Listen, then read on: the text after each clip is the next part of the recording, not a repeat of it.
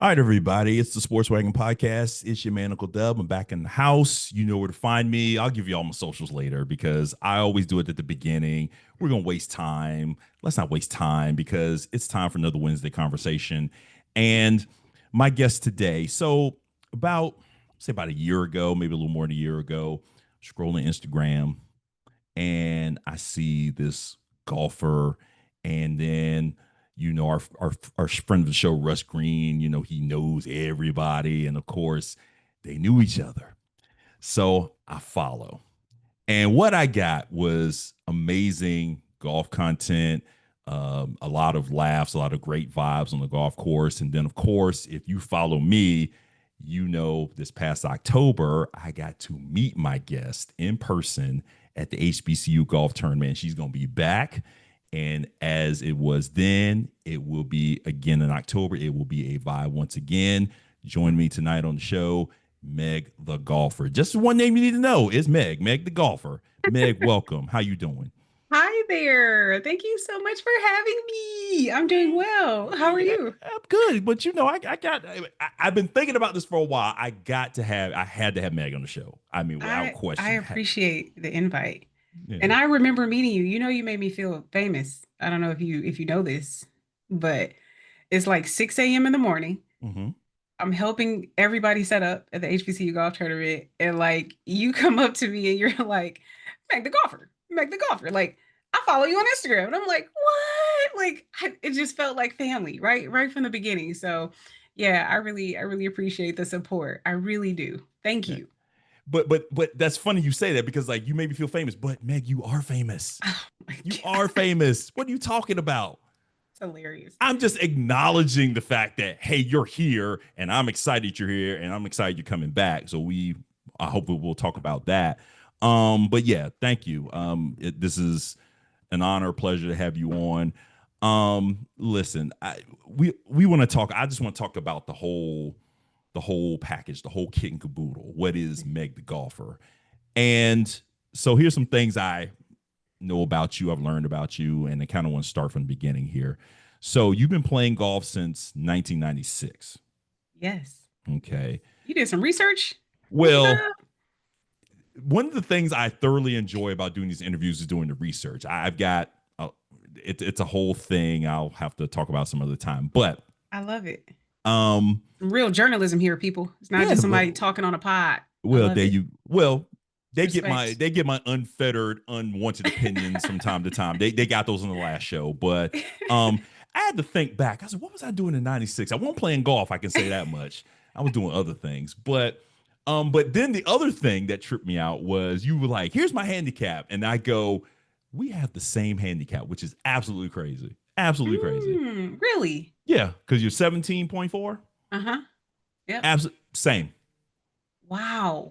Now, how is That's that something you possible? don't, yeah, you definitely don't encounter people with the same point handicap. We usually round up, round down, but not the Right. wow to the decimal. That's what's up. Right. I mean, USGA is just making me work for every point of that Exactly. handicap. Like seriously, like and we thought that they make the US Open hard. They make handicapping that much harder. Like seriously. For sure. Um so let's start from the beginning. So Mhm. you so you played softball, correct? Yes. Um so was this a you played like high school, college? Like how long had you been playing softball? Like when did it Yeah. start? So I started playing softball at the age of 12. I started golfing at the age of 11. Okay. So softball came after. Okay. But then I played softball up until and through college. Okay. So I was playing golf and softball in high school, Okay. but I had two different coaches. And one of them got me recruited to play softball in college, and the other one was not looking to recruit any of us to play golf anywhere. Hmm. So yeah, ended up playing college softball for a couple years and had to put down the sticks and then stopped playing softball and picked them right back up. Okay. Um. So I guess thinking about, did you play any other sports? I did. I played basketball as well. Okay. Well, you Yep. what one, two, three? What you played? The one, two, 1, 2, 3, 4, or 5. One. You a point guard? I am the one.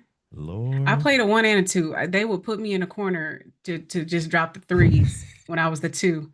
And when I was the one, that was more so like, okay, we just need a leader on the team.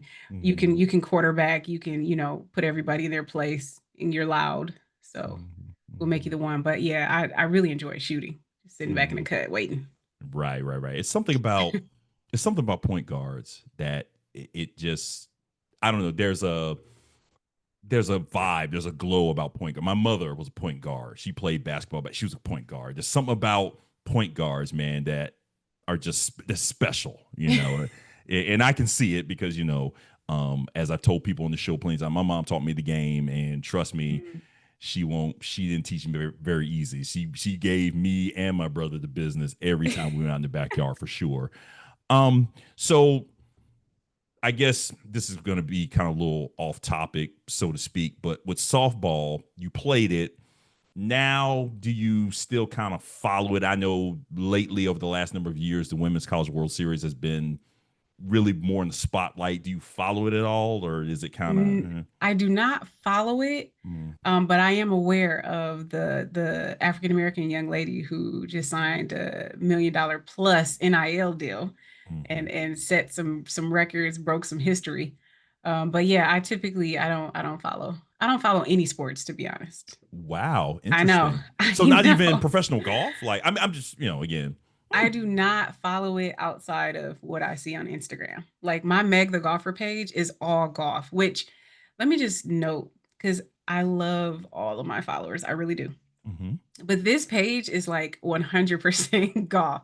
So if I don't follow you back, it's because you don't have a golf page. Like you're literally like smoking cigars one picture and then like your daughter's at a recital in the next picture. Like I don't want to see that. Like I literally my algorithm is all golf. So yeah, it's if I don't like I follow, PGA and Tour of Champions and LPGA and everything golf. So if it's professional golf clips, I've seen it. Wow, you have that algorithm just like It's laser perfect. focused. I love Wow, it. that's crazy. I love it. Yeah. Wow. I Meanwhile, I'm trying to find more food on my algorithm because my algorithm's all over the place. But I guess I got work to do. Yeah. So you're playing both softball and golf at the same time. Hmm. So what was it about golf? Like what got you playing golf? Like what was the spark? Yeah. It was actually my great uncle. So rest in peace, Uncle Richard. He actually was an original Tuskegee Airman out of Detroit, Michigan. And he was really big into golf. And unfortunately, I never got a chance to play with him, but honestly, I think it's because he knew I would beat him and he did not want that smoke.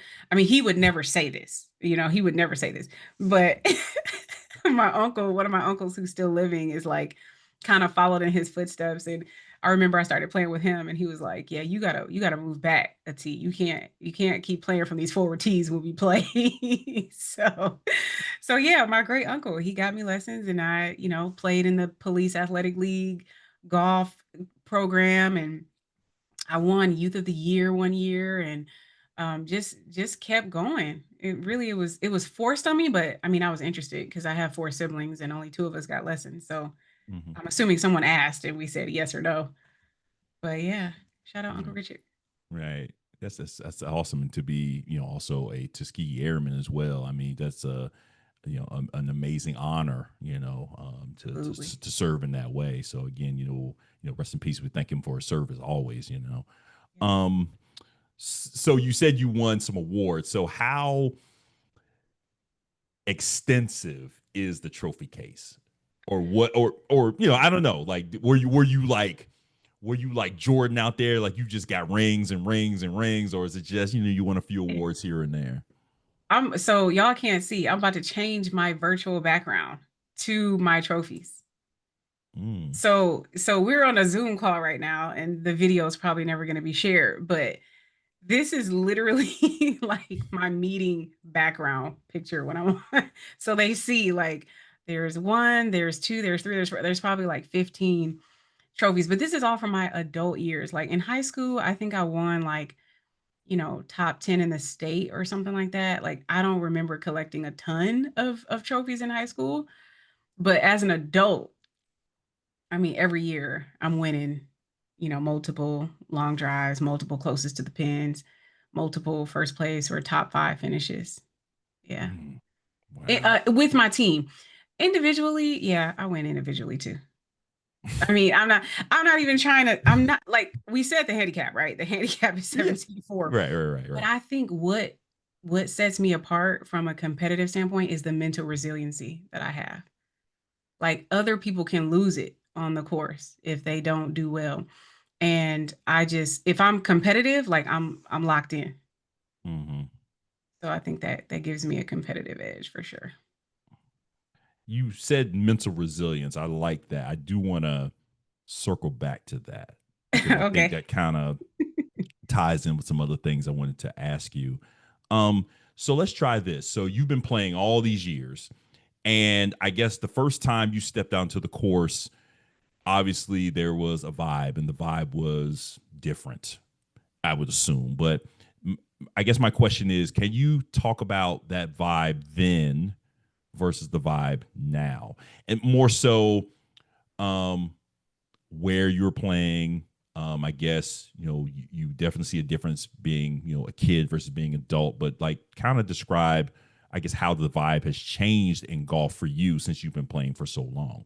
Yeah. I think that's a great question. So when I first started, like I feel like I had a tunnel vision, like because I was playing so many other sports, like for me, it was like, how can I become really, really good at this thing? So for me, the vibe was like, okay, I gotta grind it out, I gotta practice, I gotta listen to my coaches, I gotta show up. I remember the PAL League.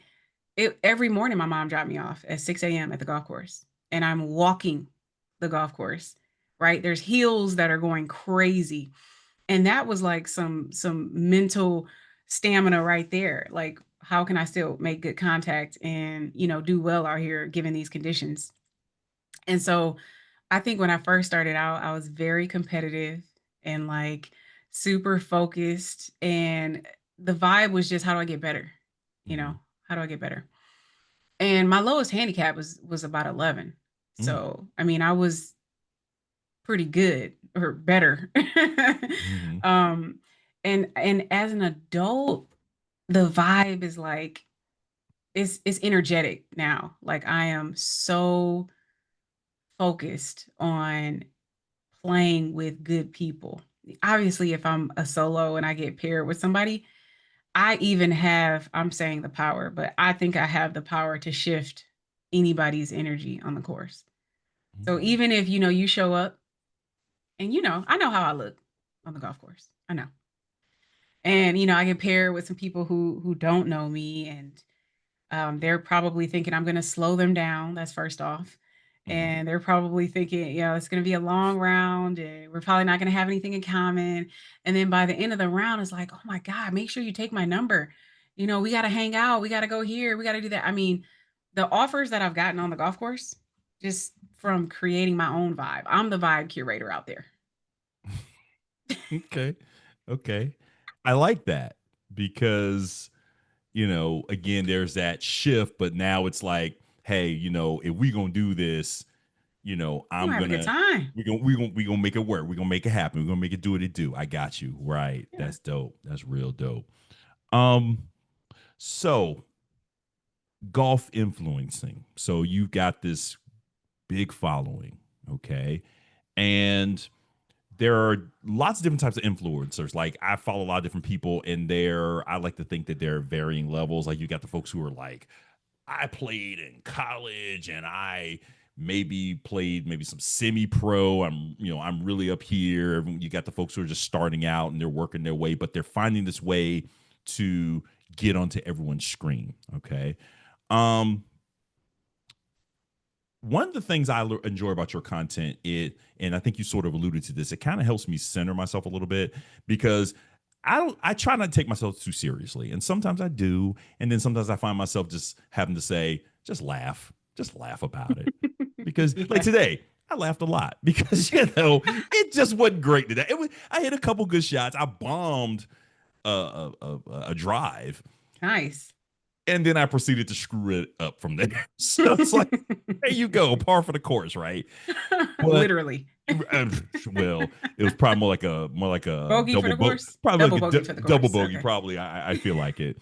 But what do you most enjoy about being an influencer? What do you most enjoy about You know, like I don't even on my profile it says the OG golf influencer.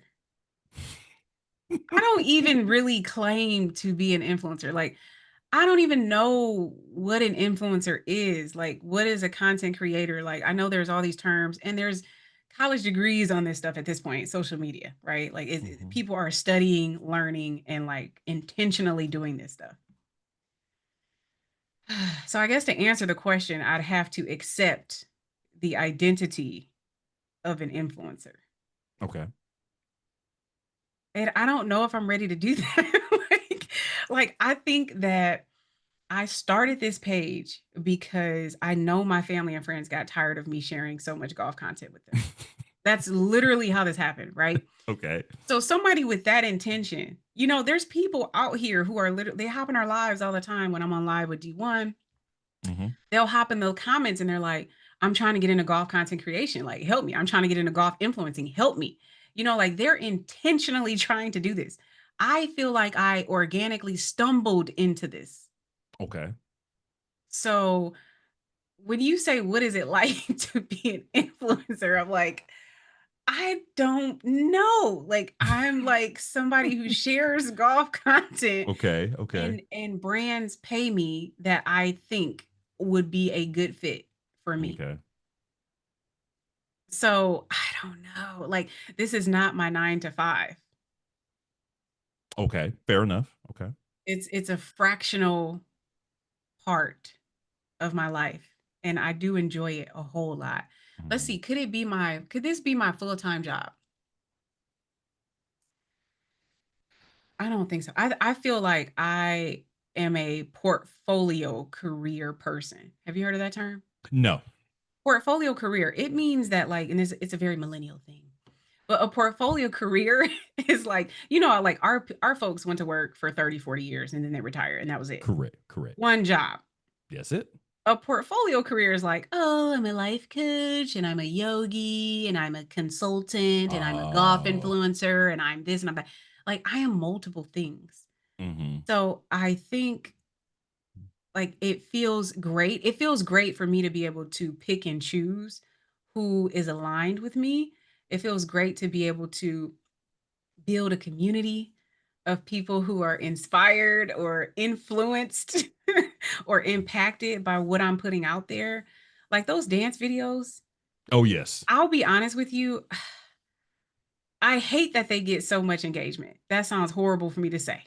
I hate that they get so much engagement because it's like, you don't like anything else that I'm posting? Like this is 30 seconds and it's getting 300,000 views. Oh my God. You know, like 500 comments, like crazy numbers, right? Mm-hmm. But I know that those videos go crazy because people feel accepted. They feel welcome. They feel like it's relatable to them. Like I don't know anybody who doesn't dance just in life. So when you can take, I think is the like taboo of it all. Like you can take this white stuffy sport, which by the way, the first professional golfer in America was a black man, John Shippett. Okay. But when you take this white dominated, male, boring, this is what people think that all of these things, this is what people think the sport is. And Mm-hmm. then you take a group of black women. I have a video dance with my finance husband as well. But when you take those two and you marry them, I think people are like, yeah, like we can do this. Like we can be Mm-hmm. out there and be Mm-hmm. ourselves. Mm-hmm. That's my theory on it. I don't know, but I would like more engagement on other videos as well, people, if you're listening. Well, maybe that's just it because you have people who, if someone stumbles upon your page, let's say you got two people. So one person, maybe they don't know anything about golf. So on one hand, maybe they understand, oh, you're on the course, you're having fun. So that's why you're probably getting like 10,000 hits on the dance video, which the dance videos are great, you know. Yeah. And the last one you did, real quick, I like how you were like, no pace of play was harmed You during got the to do it. recording. You got to say it because you know the pace police are coming. The video was 28 seconds, by the way. Like literally nothing can be delayed in 28 seconds. Nothing, literally nothing. Literally, you're absolutely right. And then on the other hand, you get the person who maybe they know. I think the first person I said they know nothing. The other person, they want to know something about golf. And they see, okay, here's the dancing. Okay, you can have fun. Oh, but you're hitting these shots and you're doing these things. Oh, play a hole with me. Okay, first shot was terrible. Second shot was great. Oh, you're putting for par. Yeah. So it's kind of a double-edged sword. You know, it's, there's good and there's bad. I mean, how do you curate content that you can get 10,000 hits off of you bombing something 300 yards? I have no idea. I mean, I'm with you. I don't know how this works. I don't. I need to get the college degree in that Yeah. myself. Mm-hmm. Mm-hmm. It's very complex. And the more you study it, like, because I want to be mindful of like, okay, how much time and intention am I putting into this? And what is the return on that time investment? I am a firm believer that time is the most expensive commodity we have. Yes. And so I'm very mindful not to waste my time. Now, I enjoy doing these things though. I enjoy editing. I enjoy having a vision of like how I want the video to go or how I think it's going to look the best.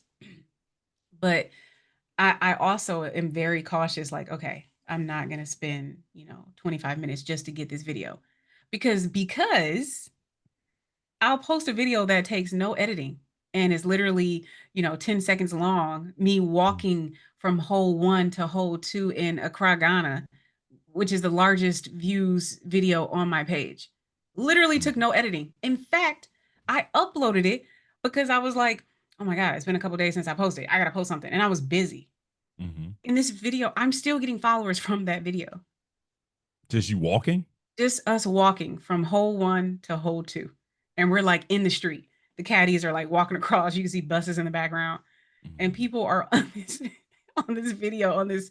I mean, the comments are, I don't know, we're probably up to like 500 or 600 comments at this point. Probably more. Oh my goodness, that is just that is insane. That is Yeah, crazy. that's how it goes. Oh my goodness. The least effort gives you the biggest return. Which is not good for millennials. That's we love to hear that. Least effort for the win? Oh yeah, It's give me like that all day. it's like I'll take that. Like whoa, whoa, Exactly. whoa, whoa, whoa, whoa, whoa. Man, the videos are just crazy. It's crazy how it happens like that. But yeah. Hmm. Because the other side of that question was, what's the downside of it? Like, what are some things that, so you do something and then you go, that's not what I wanted, or this is not the response I wanted. Like, what do you not like about? Okay, let's not use what did I say? Let's not use a influencer. Let's use, okay, you are a golf content creator. Can we say that? If not Yeah, I influencer, okay, think okay. yeah, I think I definitely create content. Um, what is the downside? That's such a good question. Like, I think a lot of people don't post because of fear of the reaction, fear of people's comments and their receptiveness to what they post. And I've just done a lot of work on myself, a lot of work on myself. And so I don't care what you think. Mm-hmm. Um, so I think most people would say that the downside is you put something out there and people don't receive it well. And that has a major impact on that person. But I try to keep it light. If you notice, I may have mentioned President Trump once in one of my posts, and I had one or two comments that I did not like. But it only takes a fraction of a second to delete a comment. Oh yeah. Like it doesn't take long to report anybody. Like it doesn't take long to block somebody. So, um, I overall though I would say 99% of the stuff I post is very well received. I feel like I have so much support. And from men, I mean, obviously there's more men golfers than women, Mm-hmm. but from men, I really feel like this sense of like family. Like they are like my brothers, my uncles. Like they look out for me. Like I think somebody was tripping in one of my comments, and the comments, like my community jumped in the comments like, watch yourself, like Right. don't come for Right. Meg. Right. So yeah, I feel that. I feel that. So I don't know if I have a down side to it. I could say the more brands that I work with Mm-hmm. and the more requirements that come with that compensation, I think you might tend to overthink things. And like they're paying you to be you. They're paying you to be authentic and to continue posting the way you've been posting.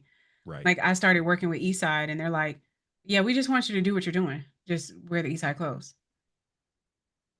I'm like, "Okay, like this is That don't sound this is hard. easy." So yeah, but then you have other brands like send us what you're gonna do before you post it. Like we need to approve it 48 hours before, and then you're like, oh, like it's giving corporate, Yes. and I don't. That's not something that Mm. I am looking forward to. It sounds like censorship. Yes, yes, Right. yeah. I mean, luckily the ideas are. I have ideas flowing all day, like Mm-hmm. all day. I could do like. There's so many videos in my phone right now that I haven't even posted. Like it's just so much. So I'll never run out of content and ideas. And to me, this is like a creative diary for me. Mm-hmm. Like the output is just how creative am I feeling today? What stories do I want to tell? Mm-hmm. So I think it's fun. Okay. Um, how often do you play? 4 to 5 times a week if the weather permits. Wow. We live Wow. in Detroit. So we play so much because we only get so much time in the year. Right. And we Right. take a couple trips. But yeah, when the Mm-hmm. weather's good, we out here. Monday league, Wednesday league, Thursday somebody call me, Friday somebody call me, Saturday is an outing. Mm-hmm. And Sunday I'm like, "Ooh, I need a break." And then my husband's like, "You want to play 9? You want to play 18?" Yes. I'm never going to say no to golf. Nicole gets on me about that. Shout out to Coach Nicole Jackson. Shit. Shout out to Coach. Shout out to Coach Nicole. You guys on IG are. I love you guys on IG. Shout out to her for sure. Definitely. Thank you so much. Yeah, she gets on me because she's like, "Friend, you gotta say no, friend. You can't say yes to everybody." I mean, she'll be clocking my golf more than I do. I don't even notice that it'll be 5 or 6 times a week. She's like, "You Mm-hmm. just played, but Monday, Tuesday, Wednesday. Now you playing Friday and Saturday." I don't know. Hey, you gotta do what you gotta do, right? I I'm mean, grateful. I'm hey. so grateful for every opportunity to get out Mm-hmm. there, for every bone that works, every muscle that gets me where I want to go. Right? Mm-hmm. I'm Right. just grateful for it all. Mm-hmm. So in this time, in this ballpark, it, how many courses do you think you've played? So it's not really a ballpark because I keep a spreadsheet. Oh, that's the third time on this podcast someone has pulled out a spreadsheet. Yes, I continue. won't pull it up now because I feel like you can hear all the clicks with my Yeti. But No, it's fine. It's fine. It's fine. I mean, it's one of those things. It's like, here's an interview. People should know that we're having sips of whatever you feel like drinking. It's fine. okay. Go do what you got Okay. to do. Do what you got to do. Yeah. But you keep a Uh-huh. spreadsheet of that is I keep a spreadsheet, of very course. interesting.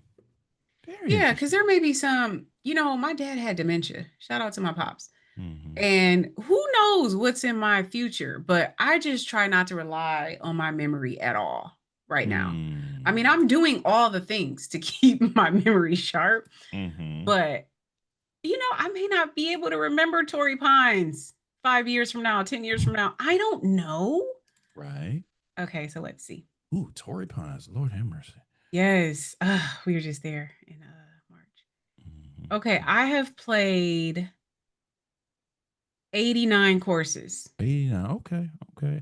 I don't know why I was expecting a bigger number, but that's still substantial. That's still a substantial number. Now, when you talk about rounds of golf, we're Now rounds is probably different. Yeah, probably that's in the thousands. right, Yeah. right. But different courses. Yeah. Mm-hmm.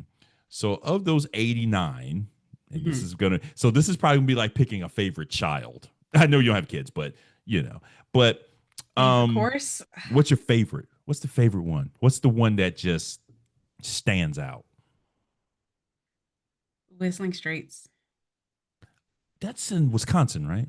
Yes. Okay, Kohler, Wisconsin. Yeah. Okay. Woo. Yeah.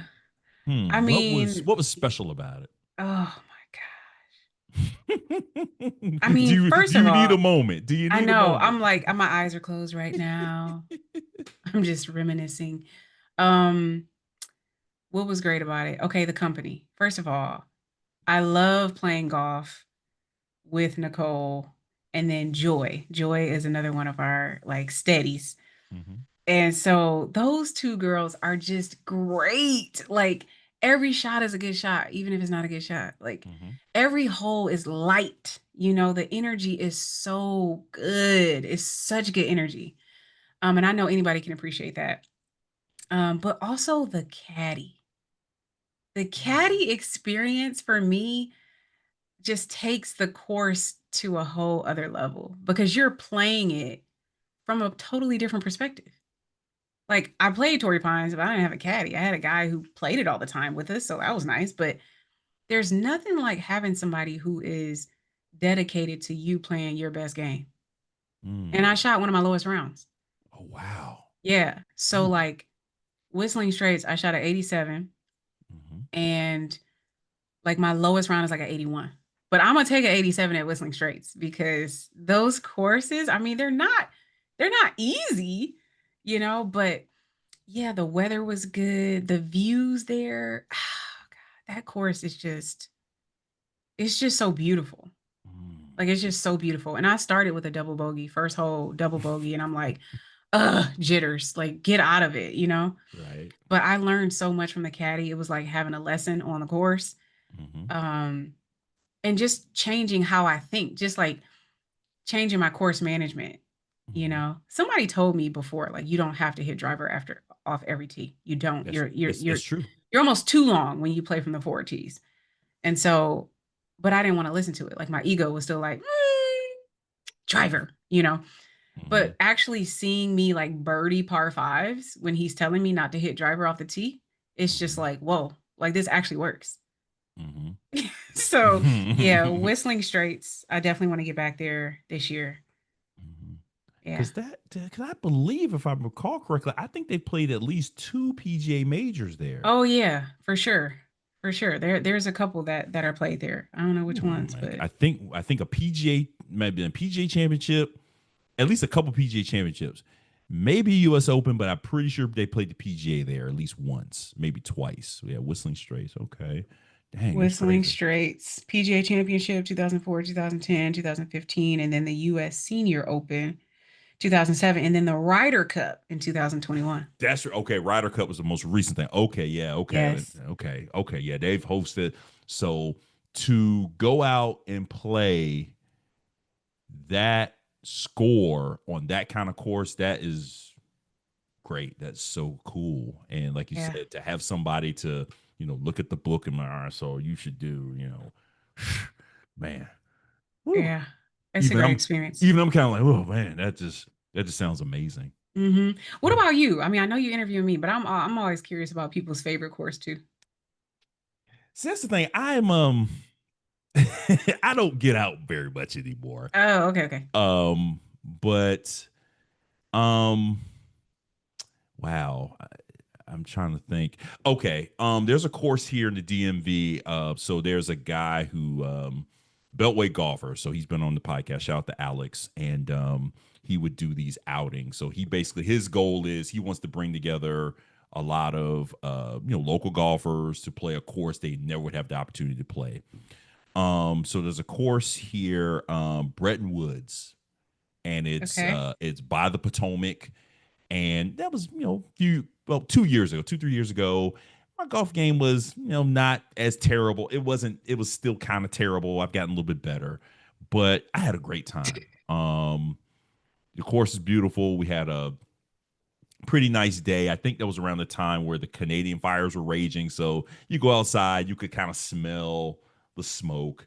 Yeah. But man, I tell you, great day. Hit some decent shots, but great company. And then anytime you get a beer company to sponsor you, I mean, Oh, hey yeah. man, I mean, Party time. it's like, hey, can you bring two more of those over here, please? Yeah, great times. And then of course, big smorgasbord afterwards, awards. I got this cup, Oh, nice. and it actually has a speaker that goes in the bottom. I So love that. so I'm on the course, I can Bluetooth my music to it. So yeah, great times, and I'm hoping Alex will do something like that again because it's always a good time when he put those events together. But yeah, Bretton Woods is definitely one I want to play again for sure. Burton Wood. Okay. I'm gonna Bretton write that down. Bretton Brenton. Wood Breton Okay. Bretton Bretton Oh, Woods Brenton Wood. Okay. Bretton Woods. Yep. And I just followed the Beltway golfer too. Yeah, he's Alex is great, and he has his podcast is really good. He interviews a lot of people, and then he has his own. I think it's called Surrender Birdie. So he has two podcasts in one. He does two little podcasts, but great guy. So like I said, he was on my show few couple seasons ago, but really cool guy, and just loves bringing people together. Okay. Okay. Cool. Um. So that was Whistling Straits. You played Mhm. Torrey Pines. Let's come back to the D. What's your favorite course at home? Rouge Park. Tell me about it. Okay, so I'm saying Rouge Park because there's just so much history there. Mm-hmm. That was my high school golf course, and the first hole is like a 90-degree dog leg left. So you Oh. literally have to hit it straight. Like for me, you got to hit it straight like 150 yards. From the blue tees, you got to hit it like 200 yards straight. Then you got to go 120 yards over the water. So there's like the Rouge Park, like Rouge River, the Mm-hmm. River Rouge. That's what we call it, River Rouge. But there's Mm-hmm. the Rouge River that's rolling through this hole, and this is the number 2 handicap hole on this course. Mm. So it's like every week in high school, we got to go practice at this course, and everybody's dreading the first hole because first you got to get it close enough to hit it over, Right, and you right. and you got to hit it accurately, right? So Rouge Park is a course that I feel like anybody who comes to Detroit and plays, they will be uh, thoroughly surprised by the challenge and the fun of it. Okay. Okay. Okay. Now, if I'm gonna get bougie, my favorite course in Michigan, I don't play it often, maybe once or twice a year, is Shepherd's Hollow. Okay. It's just a beautiful course, very challenging as well. But the views, I mean, the trees there are it's just like mesmerizing. Like everything is so picturesque, and you just feel like you're in the middle of nowhere. Like Hmm. it's very beautiful, very beautiful course. Nice. Nice. Um, what's a dream course that you want to play? So it feels like to me you've played a lot of really high quality courses, but is there one course that's on the list that you're like, I got to get here like soon? Yeah, I want to play Michael Jordan. I want to play The Grove. Oh, the Grove. Ooh, how do you Yeah. how do you get how do you get into that You place? got to know somebody. Mm. You got to know somebody. So if anybody's listening who knows somebody who can get me on there. Right. Yeah, I want to play that course because like I'm kind of an amenities girl. Like Hmm. I love going to a golf course, and like Whistling Straits was one of these courses where like get the tees and ball markers and bog tags and like bag tags and like all of the things, snacks, like everything is just there. Hmm. And it wasn't free at Whistling Straits, but I heard it's free at the Grove, and like they drone your lunch to you. Ah, Yeah, like okay. everything is it's like next level. And of course, the course conditions, I mean, they're immaculate. Hmm. They're immaculate. Yeah, like I would love to play that course. Hmm. When you said amenities, that reminded me there's a course in Wisconsin, another Wisconsin course. I think it's called Century World. Century World. I think it's called Let me see. Century World. Let me see. And so you can go there. So they have a resort. You can stay there and play golf. So here's the thing: you pay for the golf, everything's all inclusive. So you play. So you go play at the course. All right, here comes the cart girl. Okay, give me a beer, give me some chips. You get some food, whatever, whatever. You play an outing. Okay, you pay for the outing. Certain drinks are included. You get your food, whatever. Great. Century World, you pay, everything's included. So Ooh. you go out there and say, I want a hot dog. Cool. Get what you want, but it's unlimited. You get what you want, it's paid for. I'm going, so how do I get here? Because it'd be nice just to play, and the course is beautiful, but it'd be nice to play this course and be like, oh, I feel like eating 3 hot dogs right now. Give me 3 hot dogs right there. All right, cool. They're paid for, and I want them. That sort of thing. Okay, yeah. Let me add this to my Google list. Want to play. Now, the other thing is I don't eat animal meat, Okay. and so that's another thing. Like I'm always looking for, what course has the best non-meat options. Now, I'll eat tuna. Mhm. Like if there's like, Okay. okay, I'm gonna be here all day for an outing. You guys don't have any veggie burgers. You don't have anything. You got some tuna? Okay, I'll do some tuna. Okay. But yeah, the courses. Man, I played this really, really nice course. And we're at the turn, and you could smell the pork as we're approaching the turn. And I mean, everything smelled really awesome. I was like, "Do you guys have any non-meat options? You guys have any vegetarian Mhm. options?" I mean, they looked at me like I had three heads. Like, I don't even know if they had bread for the pork sausage. Like, I think they were just giving out ribs and pork sausage. And like that was it. It was nothing accompanying the food, It's the meat. all meat, Just no sides, meat, right? the meat. Yeah, it was interesting. So, yeah, shout out to all the courses who are like, "Oh, let's get some veggie dogs here. Let's get some veggie burgers Right, in right. in our menu." But I love how you just said, everyone's response is different. Most people go, "Oh, pork." You're like, "Pork." Just the reaction was so funny. Pork? What? Who's making pork right now? Who's making pork? Sometimes it smells really good to me, and then other times, like if my husband does all the cooking at home, Hmm. and when he is cooking ground beef, it Hmm. smells like flesh to me. Mm. Like it does not smell, but like the pork, if someone's grilling pork, I'm like, I can see how you eat that. I can see that. I'm just not gonna eat it, but I can see it. Like I can see how appetizing this smells. It smells great now. Again, when I take it off the grill, I can demonstrate to you how delicious it is. I can definitely do that. Yeah, that's hilarious. um, the IG live. So back to you and Nicole Jackson. So you guys talk about a lot of stuff. So a lot of times no, I mean, like, I know you guys just don't talk about golf, but like, what are some things that you generally talk about? So you talk about golf and a lot of different stuff. Like, you guys you cover the waterfront. What are the kinds of some of the Yeah. things you talk about? It's so funny you say that because I I think both of us joke with each other. Like, do we have ADHD? Like, we're literally squirreling during every conversation. Like, we never pre-pick topics, like, but we can talk on the phone for hours. Mhm. So y'all are literally just getting tapped into our phone conversations. Like we just talk about any and everything. Like, squirrel, did you hear about this? Squirrel, tell me about this. I mean, obviously dating is a big one because Nicole is single Mhm. and everybody wants her to not be single. And Mhm. so there's a lot of shots that are being shot, shoots, shots. Okay. There's a lot of people who, are like, "Hey, what is that like?" And so we kind of talk about what does it look like to date?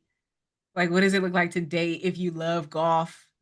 What are some Mm. things that you look for in a partner? Like, I think maybe 4 or 5 years ago, Nicole wouldn't have said my partner needs to play golf, but now she's like, he needs to play golf and he needs Okay. to play well, Like, Mhm. it's not even, I'm okay if he gets lessons and gets better. It's like, no, he's got to start good. And I'm like, but why does he have to start it? Like, so it's just our like banter of, differing opinions. We genuinely disagree about 50% of the time. There's like, he has an opinion, I have a different opinion, but we Mm-hmm. also have so much in common that it's just, we just laugh all day. And Mm-hmm. so, yeah, we just started asking people if they want to come on and talk. Mm-hmm. And so we'll talk about what they got going on. We've had some really, really dope conversations. Will Lowry, B. Dawn the Swan from Ladies Who Golf, ATL. Mm-hmm. I mean, so many people, so many people. We're gonna have Katie from Renegade come on there. Okay, cool, cool. Probably need to Mm-hmm. have Russ come on there. Mm-hmm. Pat from Invictus Golf. This is a Okay, yes, black-owned golf I course. met Pat. Yes. Yeah.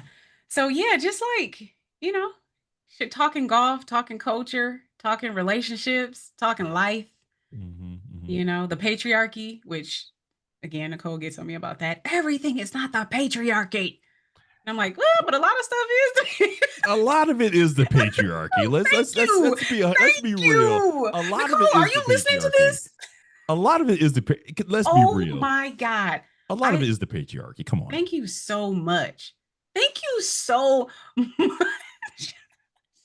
I Ooh, we can have a mean, whole conversation on the patriarchy. I And mean, Nicole is gonna be like, it's not the patriarchy. Or she'll just be fine with it. Like, I mean, I don't know. It's always fun. I love her so much. I love her so much. I've learned so much from Nicole. I mean, she has enriched my life in ways that I don't even think I could fully articulate. She's enriched Mhm. my husband's life, like our life as a married couple. Like, Mhm. she's just an incredible person. I don't know how she ended up in my world, but I can't imagine it without her at this point. That's awesome. That's amazing. That's so Yeah, wonderful. That's so she's wonderful. dope. But now I got to go back to something real quick. So first and foremost, you guys disagree 50% of the time. I would say so. Yeah. You sound like you remember Crossfire on CNN back in the day. You sound like an episode of Crossfire. Like that's crazy. How you disagree 50% of the time and you still are friends. That's crazy. Secondly, the whole her future partner has to golf. So is that a non-negotiable? Yeah. Okay. It is a But non-negotiable. but he has to be good off the bat. Can we dial that back a little bit? That's kind of crazy. Exactly. That's Oh, kind of crazy. I agree with you. I agree with you. I told you I was an 11 at one point. Yeah. Now I'm a 17. It's like, am I on the chopping block in the relationship? If my handicap goes up, like, it's just one of these things that I'm like, can we have any flexibility here? You But we talked about doing like a speed golf dating live where like hmm. guys would come up and she would do like a little interview and they would chat and see like, okay, is this going to be a good fit? But it's only golf questions. Like you can only talk about golf. Okay. So I think that works. That's perfect. That's perfect. I think it would be hilarious. Mhm. I think it would be hilarious. And not just Nicole, but like other women who are single and are looking for a Okay. golf partner. Guys can come up and they can have their conversations. And Okay. yeah, I think it would be hilarious. That is great. Okay, but you should have the conversation about the handicap and ask her very seriously. If my handicap continues to go up, are you cutting me off? So that is definitely a valid thing you need to discuss the next time you have an IG. Like seriously. Okay. Okay, I'm gonna let her know. I just texted her and I asked her what percentage of the time do you think we disagree, and she just gives me the I don't know emoji. I told her I said it was 50% on the podcast, so we'll see what she says. But Yeah, no, yeah. I love how you said, and we're still able to remain friends. So this is really important because there are a lot of friendships who are fractured, severed, from these types of discussions that we have. Yes. Yes. And Nicole and I made up, like we decided, I don't know, I don't know, it's maybe been like a year ago. So there's this reel on social media, and the video is of this wife saying like, I want a divorce. Like, I want a divorce. You're doing this, you're doing that, you're doing it, just nagging and like saying, end goal is I want a divorce. And her husband is like, all right, well, I'm gonna order. You want chicken delight, chips and salsa with extra tequila, you want the chicken delight with extra sauce? She's like, yes, tequila. You know what I want. Like literally, she comes back around. Like at the end of the day, this is what me and Nicole say. Like it's chicken delight. Like you not ain't no fracture in this friendship. You know, Right, it's like right. you get the chicken delight with extra Right, cheese. right. You get what you want. So, Yeah. right, right. I'm glad that there is that understanding because, again, now that I know more about y'all's dynamic, I really cannot see this going any other way. I love this dynamic. This is an amazing dynamic. Um, Thank you. so in your experience, you get somebody who comes to your page. We go back to that new person and they say, I'm interested in golf. I want to learn about golf. If you could give somebody who is who's new to golf some advice, what would you say to them? Ooh. Advice. Well, first I would say work on your confidence, your self confidence.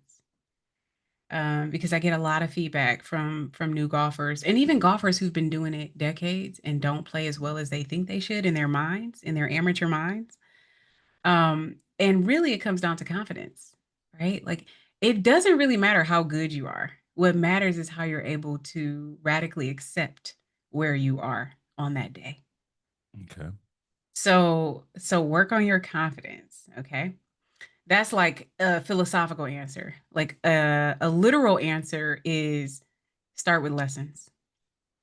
Okay. Start with lessons. Do not go out there trying to play and learn a bunch of bad habits. And you may go through multiple coaches. Like do one lesson at a time and see if you vibe with the person. Because you don't want to buy a pack of 6, 8, 10, and you got an a-hole, to be honest. Or you've got, a chauvinist, or you've got this is specifically for women, right? Mm-hmm. Mm-hmm. Men too, you have to find somebody who gels with you and how you Right. learn. So start with lessons. And then the third thing I would say is um, don't get fitted until you like really are dedicated, like really are in this game for the long haul. Know that you love it. You got the bug and you're like, I got to do this every day or as much as I can. Mm-hmm. Because that's a pretty heavy investment and people do it. They make the investment and then, oh, I'm so busy with work or, oh, I can't do this. I can't do that. And now you just wasted $1,000+ for what? Right. Right. What? Yeah. Exactly. Right. You mentioned folks who have been playing for years and you talked about that confidence. Would you, outside of that, is there anything else you would say to someone who's been playing for a while? Like, what advice would you give them? If they want to get better, this is somebody who wants to get better. Yes. Okay. Yeah, I think one piece of advice I would give is have realistic expectations. Because like we'll come out and play and hit a couple bad shots and our brains will be fixated on those bad shots. But Mm-hmm. it's like, bro, based on your handicap, this is actually on par for you. Like you're actually supposed to get 6 doubles around. You're actually supposed to get 3 triples. You know what I mean? Like you're not due a birdie for 36 holes based on your handicap. You know? Mm-hmm. Like so I would say set realistic expectations. Everybody really comes out there to get pars on every hole. Like they really think that Mm-hmm. they are supposed to par every hole. Right. Like par is for the professionals. A Mm-hmm. professional is supposed to par every hole, and even they don't. So it's like, yeah, I think we compare ourselves to professionals in golf, Mm-hmm. and it's just they're just so many strokes better than us. It's unrealistic. You're gonna set yourself up for disappointment every single time. And if you want to get better, practice. Like any coach will tell you, it's about reps. Like you have to practice. You have to feel your swing. And you have to know that your body is going to be different every round. The weather is going to be different every round. Mm-hmm. Like all the conditions are going to be different. So set realistic expectations and practice. Okay. Okay. Cool. Excellent. Excellent. Um, so let's kind of talk about so practice yoga. Um, Hmm. you mentioned that talked, before we began, you talked to your stress reduction expert. Hmm. And there's the link that I'm starting to see more, and I've heard, Russ talk about this, the link between golf and wellness. And can you kind of talk about that? Like, what are the pieces that link that together? Because earlier you talked about the mental resilience. So you mentioned confidence, you mentioned mental resilience. So, do all the things involved with golf and wellness, do those things kind of tie those pieces together? Does that make sense? 100%. Yes. I wholeheartedly believe like golf is a therapeutic modality if you allow it to be.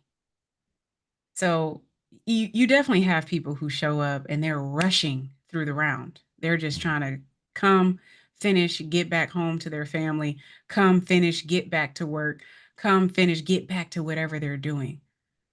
And then there's people who actually enjoy golf as a grounding experience, meaning this is how I reconnect to the universe.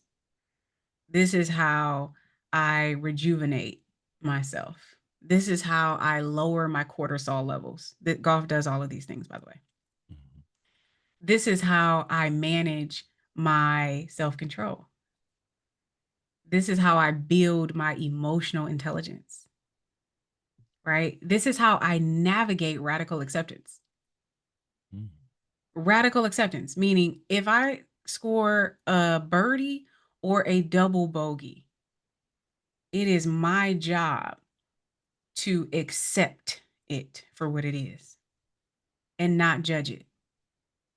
It's not good or bad, it just is. Okay. So, golf and wellness to me are very much so related, if not married, because playing golf is a radical movement, right? It's a radical choice to really focus on your wellness. But a lot of people miss it. A lot of people miss all the life lessons that are available to them on the course. Mhm. Mhm. Wow. That was a that was a very amazing and soothing answer. I mean, as I'm listening, I'm going. Soothing. I was like, I'm feeling very relaxed with this answer. Yeah, hmm. But it was deep. That's part of my job. I put But people to sleep. stop. I do. They But wake up feeling better though. That's the point. I do it on oh, purpose. okay, okay, Yeah, good, yeah, good, yeah. okay. But but like I'm listening to it and I'm going, it 1,000% was like on point, like boom, because you're right. I mean, it's like people don't enjoy the walk. Like Mm, like I say it metaphorically, because a lot of times we get in the cart, we ride. I walked sure. today, but if you're playing, you don't enjoy the walk. I mean, you're playing a game, but you're outside. There's sun, there's trees, there's blue sky. People don't enjoy the walk. It's crazy. Like, how do you pay all that money? Mhm. And yeah, you're hitting a little white ball. You might hit it good one day, you might hit it bad one day, but you're not enjoying the walk. And that's important. That's as important as actually playing the game. That's a life lesson, right? Mm-hmm. Typically, people who are on the course and don't enjoy the walk are Mm-hmm. people who are living their lives every day and not enjoying the walk. Mm. They don't understand the power of presence Mm. and being in the moment. Like your brain and your body, they always want to be aligned. But we're so busy doing, doing, doing, doing, doing, Mm. going, going, going, going, going. This task, that task, this task, that task. But when you're on the golf course, if you are present, Mm-hmm. your brain is with your body. And Okay. that's actual science. When your brain is with your body present, Mm. Mm-hmm. you're practicing mindfulness. Okay. And we know that mindfulness is really the new medication, like so many benefits. And yeah, as I'm talking, I'm definitely giving a meditative voice right now because You are. You I'm very much are I'm so. yeah, I'm like soothing my own nervous system right now. But yeah, that happens on the course. Hmm. And that's the other piece of it. The enjoying nature.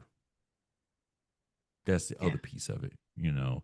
Um some of the best rounds of golf I can remember were days where the weather was just probably the best I can ever remember. Mm. You're playing a round of golf in August. Sometimes it's super hot, but that particular day, it was just the right temperature, beautiful breeze. Everything looks great. Everything's green. Yeah. Or maybe it's early fall and the leaves are falling. It's not super cold. It's just the right amount of cold and warm, but yet you're out there, Hmm. and it's all those sensations coming together. Yeah. Yeah. Damn. Mm, wow. I think I need a moment now. Um, there's something else. Oh yeah, and you also do. You say sound. Yeah. Sound healing. Sound healing. Hmm. I don't know a lot about that, so kind of walk me through that. Sure. Yeah. So, sound healing is basically a meditative practice that has been in existence for 40,000 years. And it uses instruments to calm the nervous system, reduce your cortisol levels. It does a lot of things: reduce anxiety, pain, grief, stress. Stress is the number one thing, I think. And you don't have to do anything. You just sit there or lay down and again fall asleep. I told you people pay me to put them to sleep. So what it does though is it promotes this overall relaxation and just balancing of your nervous system, which so many of us are kind of stuck in that chronic stress state Mm-hmm. that we're really not even aware that we're stuck in it. But people tell me all the time in conversation, they're like, oh, I'm up in the middle of the night with my thoughts, my thoughts, my brain, I'm just racing. Everything is just always going. And I got this going on. I'm running in 50 different directions. Like this is how they talk, but they don't realize your body doesn't like that. Mm-hmm. Like, Right. and so that often leads to sickness, and dis-ease, which Mm-hmm. then leads to disease. So yeah, sound healing is like a cure-all. Hmm. Hmm. Yeah, it's been shown to like shrink tumors, blow up tumors, reduce Alzheimer's symptoms. And I have clients who have menopause symptoms who don't have them anymore. Mm-hmm. So regulating hormones, um, regulating sleep. Mm-hmm. I've done it for a few people with COVID. So opening up their lungs and just relaxing their body, but also allowing, baby, Zero just walked in and gave me a smoothie. Thank you. But also just allowing people to activate their own self healing Mm-hmm. properties. So Mm-hmm. yeah, I love it. and and you use, so I guess there's certain vessels that you use to produce certain sounds, certain frequencies, and that's kind of how it works. Yes. So there's this emotional frequency, is what we call it. Mm-hmm. So it's like a spectrum of, if you look at a scale of like 0 to 10, I'll just say for visual purposes. So on the scale of 0 to 10, five is like that midpoint of acceptance Mm-hmm. where nothing is good or bad, it just is. Mm-hmm. But then below that line is like anger and sadness and grief and pain and agony. Like all these are all the low frequency vibrations. So when people are like, she's not resonating on my frequency, like they Mm-hmm. say that, they probably don't know what they're saying, but there is some science to that statement. But then above that line is love and clarity and focus and Mm-hmm. relaxation and higher brain function and all of the good things, creativity, all of the good things that we like. And I play some of my best rounds after a sound healing. Mm. So yeah, the sound healing just takes you up above that 5 because Okay. all of the frequencies that resonate from the instruments, they start at 540 or 440, which is the frequency of the earth. Hmm. So when you step outside with no shoes, you're grounding yourself. Yes. That means you're taking your emotional frequency wherever it is and you're taking it to the earth frequency, which is kind of like that acceptance. Mm-hmm. But then sound healing has instruments that resonate at higher frequencies. And so you're just elevating your frequency. Wow. That's interesting. I'd like to read more about this, to be honest with you. Because, it just sounds like there's so many benefits, especially, because I teach anatomy and kind Hmm. of understanding kind of that link of how to get the nervous system to kind of, sometimes people, if someone has issues with, say, um, your brain and your belly don't play well together, then it sounds like obviously an imbalance. So now the Yes, question is, what things can you do to kind of get them to play nice together? That those sorts of things. That's interesting. Very interesting. 100% sound healing can do it. Wow. It is an energetic balancing practice. I actually call it an energetic surgery. Mm-hmm. So whatever is not in balance in your body, it will promote the balance. And you don't have to tell it where to go. You don't have to set an intention before you do it. It will just go into your body and find, oh, okay, this is out of whack. If you believe in the chakra system, it's the same thing there. So whenever our chakras are closed Mm-hmm. or too open, Mm-hmm. you're out of balance. But sound healing balances your chakras as well. So all of your energy centers are not only balanced, but there are blockages that are cleared by the sound healing instruments. Mm-hmm.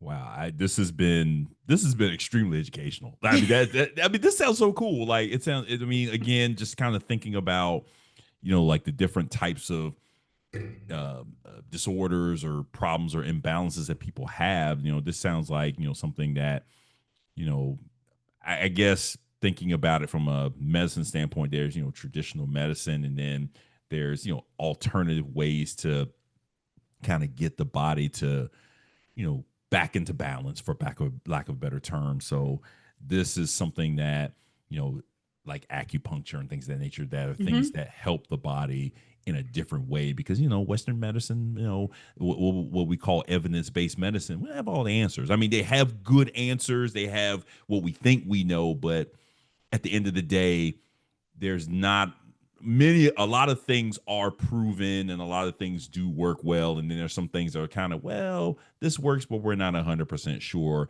But Hmm. part of the issue is we don't have all the answers as to why the imbalance exists. That's kind of the big Yeah. thing. Interesting. Yeah. Very interesting.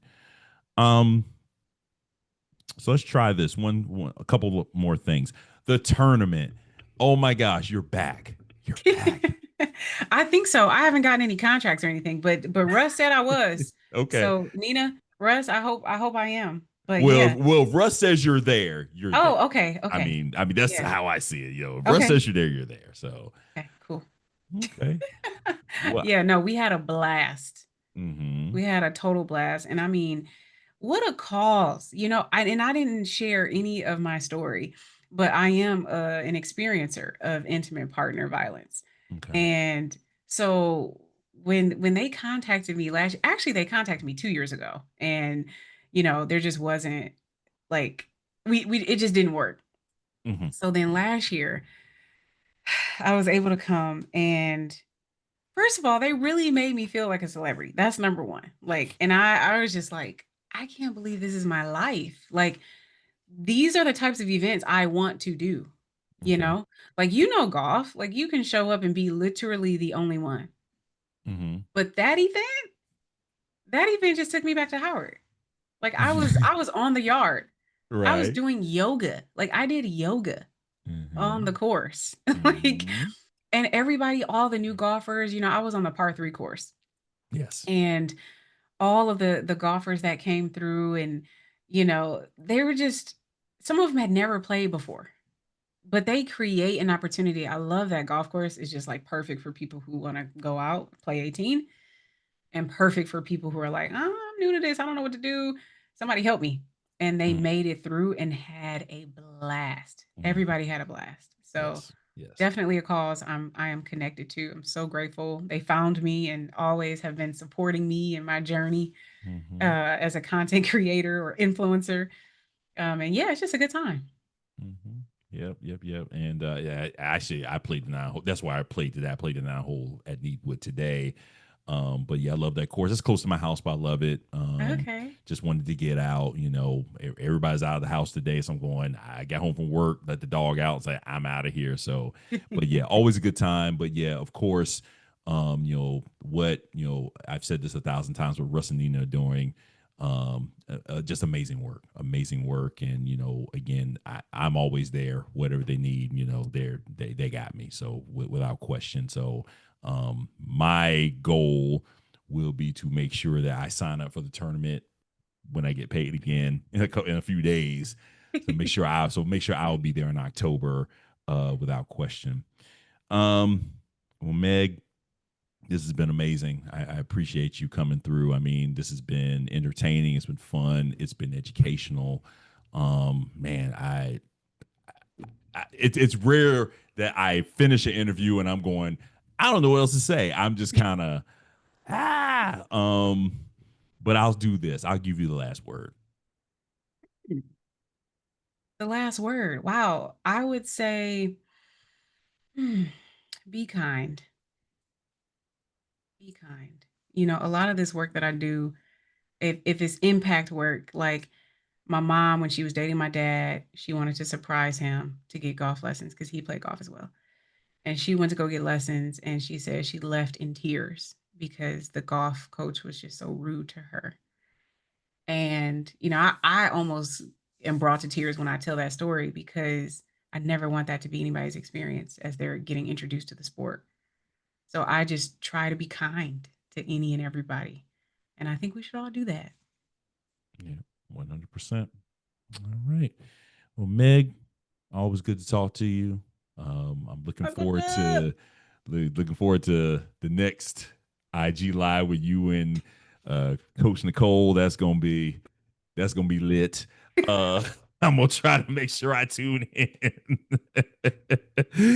And again, if not before then, I'll definitely see you in October, and we'll make it happen again. And I know it's gonna be lit because hey, whenever you're in town, it's gonna be lit. I promise. And if no one knows, now you know. Okay, so ladies and gentlemen, I appreciate you listening. Thank you for always checking in with the podcast, subscribing. As I said, tell a friend. Oh, wait.